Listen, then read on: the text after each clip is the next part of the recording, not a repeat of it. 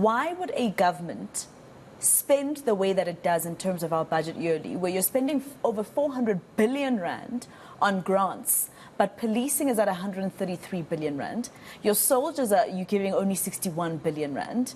And, you know, health is, the health part of the budget is half of what you're spending on grants. I think the bigger difficulty is still going to be whether this is going to be passed, because you need the other parties now to vote on it. Delivering it, I think, is the easiest part.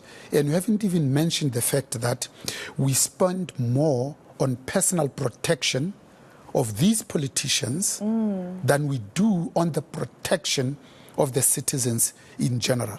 And how we got to be so binary to say we either increase taxes or we scrap the grants, especially knowing that life, nature, and indeed this political economy is never binary.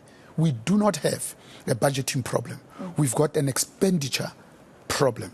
And if you look at the dispassionate facts, it demonstrates beyond any shadow of doubt that 70% of our budget is consumed and gobbled up only by three things. Number one is the public sector wage bill. Number two is the grants. Number three, it's the interest we pay in servicing this debt. You're absolutely correct. And let me start with the debt.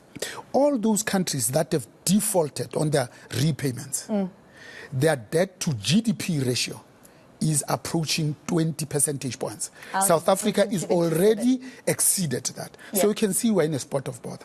When you go back to grants, now we say it as if it's a badge of honor that we inherited less than 2 million people on social security. We have increased that number to 28 million, thereby condemning our people to a self-perpetuating vicious cycle